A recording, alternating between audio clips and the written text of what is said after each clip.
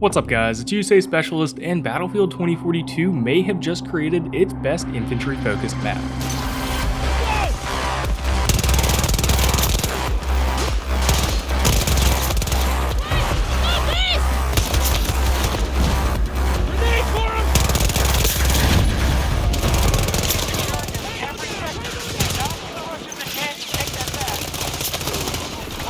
Highly trained soldiers with no country left to fight for.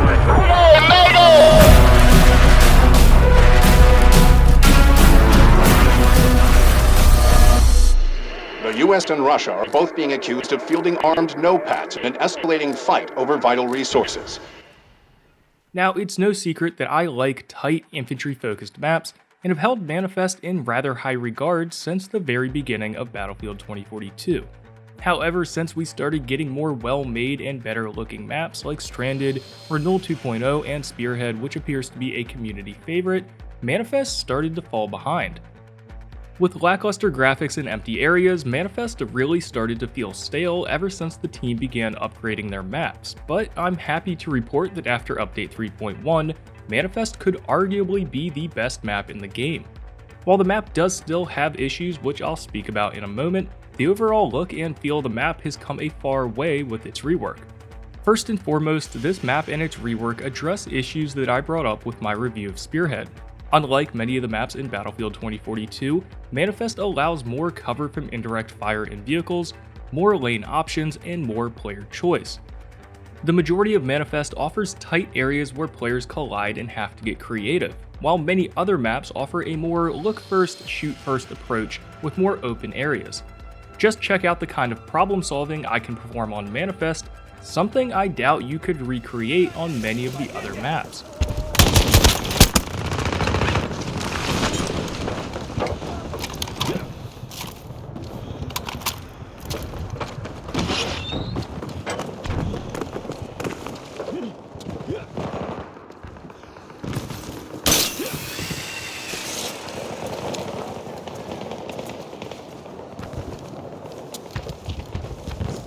Bravo sector secured.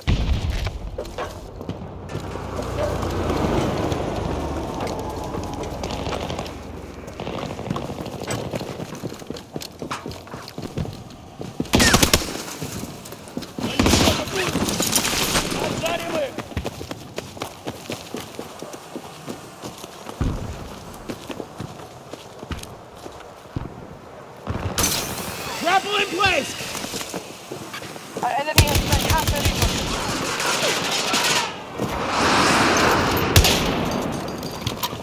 Manifest now offers a lot of new hard cover, tight corridors, and creative elevation, which seems to help focus the engagements, while at the same time allowing players to make high-level plays, retreat as needed, and find cover from vehicles. It allows aggressive players to push, flank, and outwork their opponent, especially now as some areas have new zip lines and new fallen containers to help them contest the higher areas without having to use McKay. Fighting across the container ships is still a highlight for me, as it provides a more intimate fight within a finite area and now provides much nicer environmental artwork.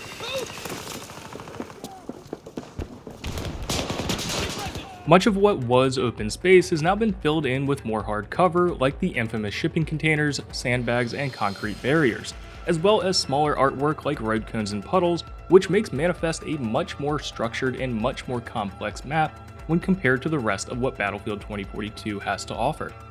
Like I said, the container ships are a personal favorite, however the reworked Alpha sector is also great with a lot more hard cover and detailed artwork that helps give the player options as they move from the Russian spawn into the center of the map. And even though I typically don't like dark maps, Manifest now really looks great when it's raining. The bright, sharp reflections on the puddles, new dense vegetation blowing in the wind, and a punch of lightning lighting up the map so often really puts the Battlefield 2042 weather system on full display. Now, like any fair review, I have to admit some problems. First and foremost, this map is most likely a nightmare for vehicles. With so many corridors, elevation changes, and dark corners, vehicles seem to be countered left, right, and center without much risk to the infantry. This again is most likely because of how many counters there are to vehicles, and when they all get put together in a map that's this dense and infantry focused, they will quickly overwhelm vehicles that are balanced for larger, more open areas. Another negative I'd like to point out is that the current layout on Rush is really bad for the attackers. Now I know this is a very specific criticism, but attacking on this map is rough. The current objective layout makes the attackers push through open areas into very well defended, elevated positions, and the width of the map boundaries means the attackers are stuck in a very grindy, linear push. And finally, while this map again is a huge improvement and a map I would rank highly in the game, it doesn't have the well-designed layout of something like Amiens from Battlefield 1.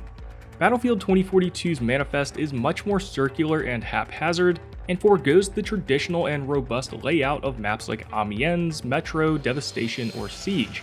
And this results in the occasional unexpected flank or sloppy battle line where enemies suddenly appear from the bushes or jump down behind you. It's perhaps better than something like Stranded in this regard and offers a lot of cover to deal with these surprises, but it's worth noting especially on large servers. Overall, in my opinion, Manifest is in competition for the best infantry-focused map in Battlefield 2042. While it has issues supporting vehicles and it can be a little chaotic due to foregoing a more traditional layout, Manifest is a much better looking and much better playing experience today, where many infantry playstyles are welcomed and players are encouraged to get creative with their movement and gunplay.